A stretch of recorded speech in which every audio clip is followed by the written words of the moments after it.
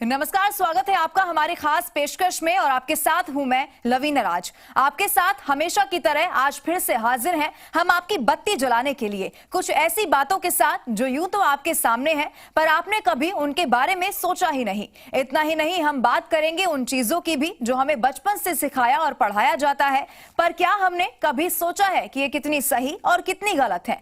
तो रोजमर्रा की चीजों में छिपे फैक्ट्स और साथ ही मिथ से हम उठाएंगे साथ पर्दा और जिससे हमारा साथ देंगे हमारे एक्सपर्ट। तो डार्कनेस से पर्दा हटाओ और बत्ती जलाओ।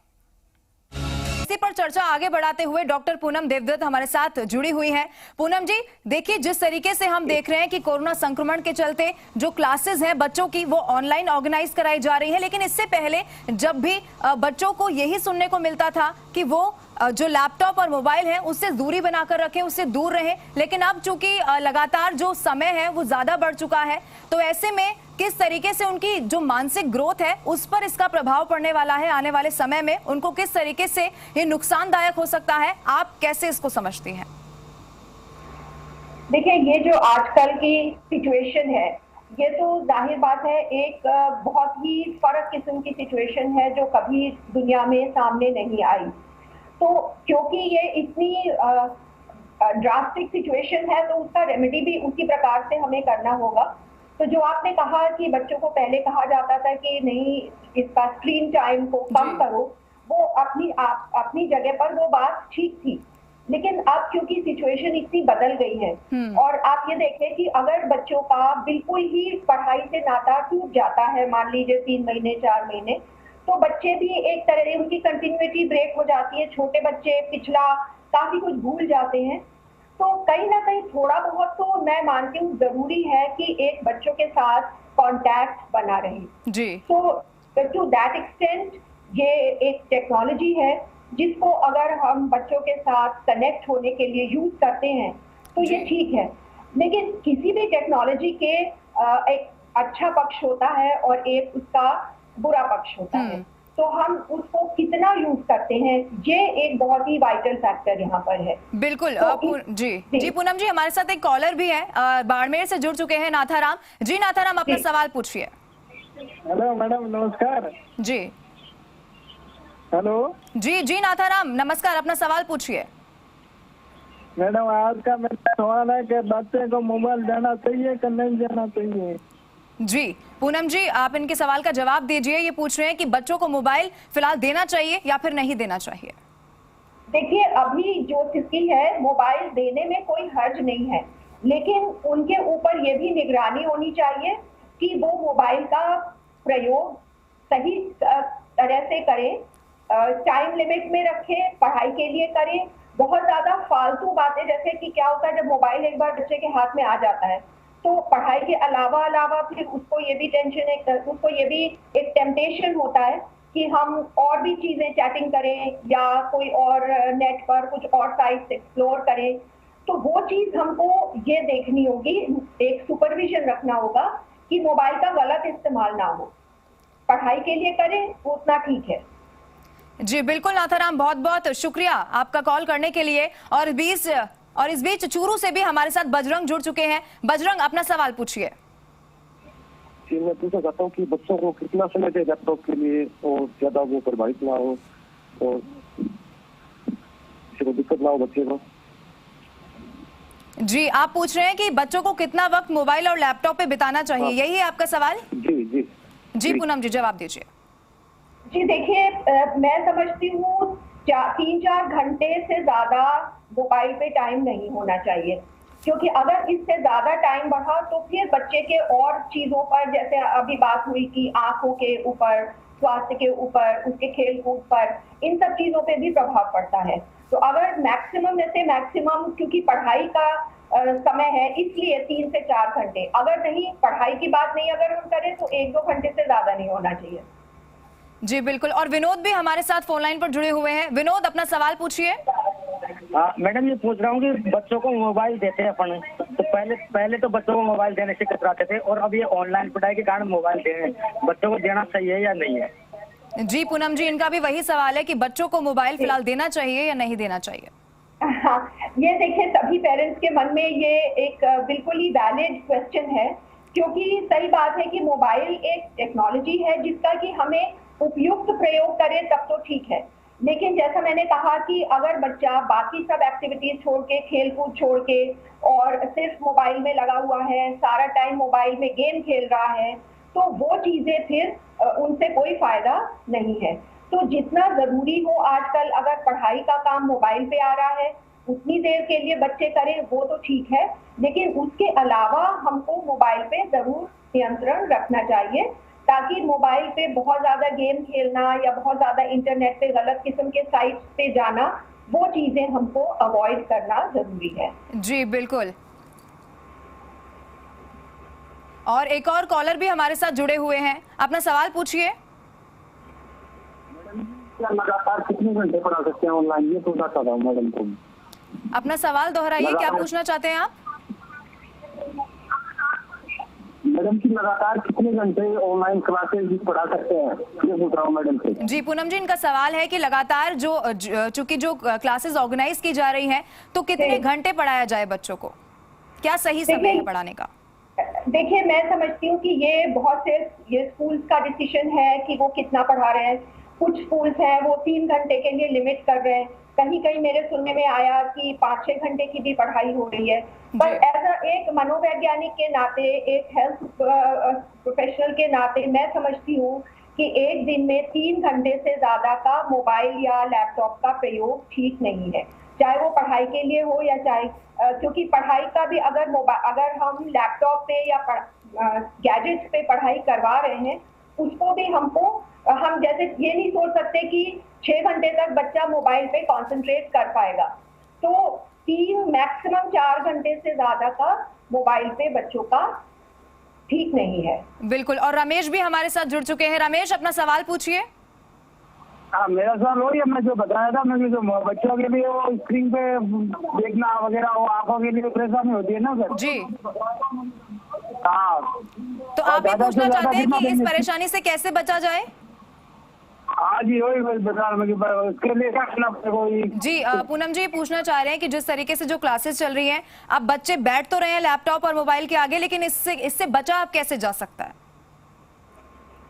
देखिए, बचने का तो ये है कि जितना स्कूल को भी ये समझना चाहिए कि बहुत लंबे लंबे क्लासेस बच्चों के लिए, स्पेशली देखिए बच्चे के एज पर भी मैटर करता है। अब जब हम स्कूल बात कर रहे हैं, स्कूल में 6 साल के भी बच्चे हैं और 15 साल के भी बच्चे हैं, तो जाहिर बात है जो थोड़े बड़े बच्चे हैं उनके लिए हम थोड़ा लंबा क्लास भी सोच सकते हैं। लेकिन अगर कोई क्लास 3 का बच्चा है, कोई 8 साल का बच्चा है, कोई 10 साल का बच्चा है, उनके लिए बहुत लंबे समय तक क्लास होना ठीक नहीं है, क्योंकि बच्चे के लिए उतना स्क्रीन पे कंसंट्रेट करना मुश्किल हो जाता है एक जगह पर बैठ करके। क्लासरूम की सिचुएशन अलग है, वहां पे टीचर सामने है, बच्चे हैं अगल बगल, लेकिन हम ये घर में सोचे कि एक बच्चा 10 साल का बच्चा वो 4-4, 5-5 घंटे मोबाइल के सामने या लैपटॉप के सामने बैठे, ये साइकोलॉजिकली उसके लिए एक तो पॉसिबल भी नहीं है, और हम फोर्स करेंगे तो फिर बच्चा परेशान होगा, बहुत ज्यादा परेशान होगा। बिल्कुल। और जालोर से भी हनुमान राजपुरोहित हमारे साथ जुड़ रहे हैं। हनुमान, सवाल पूछिए। हाँ, मेरा सवाल ये है जी, आजकल जो मोबाइल पे जो बच्चे ऑनलाइन पढ़ रहे हैं, उसमें एक तो जिद भी बहुत ज्यादा हो गए हैं, तो इसका कोई सुधार है? बहुत ज्यादा जिद करने लग जाते हैं या बहुत अत्यधिक सिर दर्द होना, ये प्रॉब्लम की अमूमन रह रही है। जी वो पूनम जी। पढ़ाई के साथ दूसरे भी गेम्स खेलने लग जाते हैं, मोबाइल 5-7 घंटा उनके पास रहना। जी पूनम जी, चूंकि अब बच्चों को छूट मिल चुकी है मोबाइल पर रहने की, तो इनका कहना है कि बच्चे और भी चीजों की जिद करने लगे हैं और तरह तरह के गेम्स भी खेलने लगे हैं, तो इसके लिए क्या कुछ पूनम जी? जी देखिए, जहां तक कि जिद का सवाल है, मैं समझती हूँ जिद का कोई लैपटॉप या मोबाइल से सीधा संबंध नहीं है, ये तो एक पेरेंट्स और बच्चे के बीच के इंटरेक्शन की बात है। अगर पेरेंट्स बच्चे की जिद को पूरा करेंगे, बच्चे ने एक बार कहा हमने मना किया, दूसरी बार कहा हमने मना किया, 4 बार कहा हम मान गए, तो अगर हम इस तरह से करेंगे तो बच्चे सीख जाएंगे कि हाँ, जिद करो तो जो अपनी बात हम मनवाना चाहते हैं वो मान ली जाएगी। तो ये एक दूसरा इशू है, यहाँ पर पेरेंट्स को ये सोचना है कि जो चीज उन्हें माननी है वो मान जाए, जो नहीं माननी है वो जिद के बाद ना माने, नहीं तो बच्चा जिद्दी होगा। और जहां तक कि मोबाइल का है, मैं समझती हूँ कि इसमें बीच में भी बच्चों को थोड़ा ब्रेक मिलना जरूरी है। मान लीजिए 3 घंटा टोटल टाइम हम चाह रहे हैं, तो वो 3 घंटा लगातार ना हो, बीच में आधे आधे घंटे का, जैसे मान लीजिए 40 मिनट एक क्लास हुई, फिर थोड़ा ब्रेक हुआ, फिर इस तरह से होना चाहिए। लगातार अगर बच्चा बैठेगा तो वो परेशान होगा। तीसरा पॉइंट जो आपने कहा गेम्स वाला, ये भी देखिए, ये तो पहले भी ये प्रॉब्लम थी, लॉकडाउन के पहले भी, कि बच्चों का जहां भी उनको मौका मिलता था, मोबाइल गेम्स के प्रति आकर्षण बच्चों का बहुत ज्यादा होता था। वो हमें दूसरे तरह से उनको समझा बुझा के रोकना पड़ेगा, क्योंकि बहुत ज्यादा टाइम केवल गेम खेलने में, मतलब हम और कंस्ट्रक्टिव एक्टिविटी में अपना टाइम नहीं लगा रहे। मोबाइल पे केवल गेम खेलना becomes more of a waste of time. तो वो टाइम मैनेजमेंट बच्चे के पूरे दिन भर की प्लानिंग, कि वो किस समय क्या करेगा, ये पेरेंट्स की जिम्मेदारी है, क्योंकि आजकल बच्चे पूरा टाइम घर पर हैं। तो इसमें हम स्कूल को ब्लेम नहीं कर सकते कि स्कूल ध्यान नहीं दे रहा है। स्कूल अपना टाइम फिक्स करेगा कि कितना क्लास होनी है, बाकी टाइम बच्चे क्या करेंगे, कैसे टाइम स्पेंड करेंगे, यहाँ पेरेंट्स का बहुत बड़ा रोल है। तो बच्चों को और कामों में लगाइए, उनके साथ कुछ एक्टिव गेम्स खेलें, या कुछ ऐसे गेम्स खेलें जहाँ पे उनकी मानसिक शक्ति का प्रयोग हो, जैसे चेस खेले बच्चे, या कैरम खेले, जिसमें उनकी फिजिकल डेवलपमेंट की बात है, उनका कंसंट्रेशन की बात है। या कोई हॉबी बच्चे टेकअप करें, कुछ art and craft, drawing, painting, थोड़े समय घर के काम में हाथ बटाएं। अगर गार्डन है, कोई पेट है घर में, उसकी देखभाल। तो बच्चे के लाइफ में कई सारी एक्टिविटीज का समन्वय होना चाहिए, और कुछ उनको जिम्मेदारियां भी दें कि ये काम तुम्हारे जिम्मे है, छोटा मोटा काम बच्चों को जिम्मेदारी दे कि घर का ये काम तुम्हारे जिम्मे है, तुम इसको करोगे। तो इस तरह से हम उनके लाइफ को एक कई तरह की एक्टिविटीज रहेंगी, तो बच्चे बोर नहीं होंगे। जी बिल्कुल पूनम जी, और हमारे साथ बीकानेर से ओम भी जुड़ चुके हैं। ओम, अपना सवाल पूछिए। हाँ मैडम, मैं ये जानना चाह रहा था कि इसका बेस्ट ऑल्टरनेट और क्या हो सकता है, बिकॉज ये डिजिटल एज है, तो इसमें इसको कैसे अवॉइड करें? पूनम जी जवाब दीजिए। क्या थोड़ा आप बताएंगे क्या था प्रश्न? बहुत क्लियर नहीं ये हुआ। ऑल्टरनेटिव पूछ रहे हैं, जिस तरीके से चूंकि स्कूल कॉलेजेस बंद हैं तो ऑनलाइन क्लासेस चला रहे हैं, तो इसका कुछ और कोई तरीका हो सकता है जिससे बच्चों को पढ़ाया जा सकता है, ये आपसे सवाल कर रहे हैं। ओके जी, देखिए इसमें ऑल्टरनेटिव ये हो सकता है, जैसे स्पेशली छोटे जो बच्चे हैं उनके लिए वर्कशीट्स बना करके भेजी जा सकती हैं। वर्कशीट्स पे जैसे फिल इन द ब्लैंक्स है, कुछ और एक्टिविटीज उनको बना के दी जा रही हैं। कुछ उनको थोड़ा सा गाइडेंस दे दी जाए कि वो अपनी बुक्स खुद पढ़ें, जैसे बुक्स सब बच्चों के पास हैं, बुक्स जो प्रिस्क्राइब्ड हैं, तो बच्चों को ये एनकरेज किया जाए कि चैप्टर तुम अपने आप पढ़ो, जो डिफिकल्टी है वो मार्क कर लो, और फिर जो वो ऑनलाइन सेशंस जो हैं उसमें the teachers can clarify the difficulty. तो बजाय इसके कि पूरे लेक्चर्स वीडियो पर हो, या पूरे लेक्चर्स लैपटॉप पे हो या मोबाइल पे हो, बच्चों को ये एनकरेज किया जाए कि वो सेल्फ स्टडी में ज्यादा मन लगाएं। तो चैप्टर एक बार बच्चे ने पढ़ लिया, उसमें जो कुछ नहीं समझ में आया उसको नोट कर लिया, और टीचर से फिर वीडियो कॉन्फ्रेंसिंग के जरिए टीचर से वो क्लैरिफिकेशन हो जाए, तो कोर्स भी कवर हो जाएगा और बच्चे थोड़ा सा और सेल्फ रिलायंट होंगे। सो ऑल्टरनेटिव इज सेल्फ स्टडी।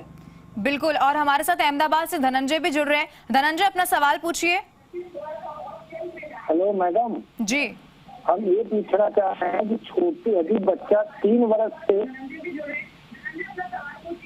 वर्ष और से 4 वर्ष के बच्चों से जी क्या अपेक्षा रखते हैं? जी, पूनम जी ये पूछना चाह रहे हैं कि 3 से 4 वर्ष के बच्चों को भी पढ़ाया जा रहा है, तो वो किस तरीके से, क्योंकि बहुत छोटा बच्चा होता है 3 से 4 वर्ष का, तो इनका सवाल 3 से 4 वर्ष के बच्चों के लिए है। देखिए 3 से 4 वर्ष के बच्चों के लिए मैं कहूंगी कि एक तो उनको इस समय बहुत ज्यादा पढ़ाना जरूरी नहीं है, क्योंकि जब स्कूल खुलेंगे तब उनको, चलिए ठीक है 6 महीने वो थोड़ा पूरा उनका सेशन पीछे हो जाए, but that does not make such a big difference. लेकिन हाँ, अगर स्कूल ये सोचता है कि नहीं थोड़ा बहुत हम बच्चे के टच में रहना चाहते हैं तो ठीक है, लेकिन फिर वो बच्चों को कुछ एक्टिविटीज के जरिए पढ़ाएं, कि जैसे चलो कुछ हमने ड्राइंग के माध्यम से कुछ समझाया, ये चीज ड्रॉ करो, तुम ऐसा प्रोजेक्ट बनाओ, कुछ मनोरंजक एक्टिविटीज के जरिए ही उनके टच में हम रहे। और जैसा मैंने वर्कशीट्स की बात की थी कि वर्कशीट्स बना के बच्चों को भेजी जा सकती है कि भाई इस पे तुम जैसे मैचिंग हुआ, फिल इन द ब्लैंक्स हुआ, रिकग्निशन हुआ, कलरिंग हुआ, इस तरह के टास्क बच्चों से करवाए जाएं। लेकिन ये टाइम 3 से 4 साल के बच्चे के लिए 1 से 1.5 घंटे से ज्यादा मेरी समझ में नहीं होना चाहिए, सिर्फ इसलिए कि बच्चे टच में भी रहें लेकिन उनके ऊपर कोई मानसिक या मनोवैज्ञानिक बोझा ना पड़े। जी पूनम जी, जिस तरीके से आपने सारी जानकारी दी वो बहुत जरूरी है। जिस तरीके का वक्त अभी चल रहा है सभी पेरेंट्स के लिए और सभी बच्चों के लिए, बहुत बहुत शुक्रिया आपका तमाम महत्वपूर्ण जानकारी साझा करने के लिए। और इसी के साथ हमारे स्पेशल सेगमेंट में फिलहाल के लिए इतना ही, लेकिन खबरों का सिलसिला जारी रहेगा। आप देखते रहिए जी राजस्थान।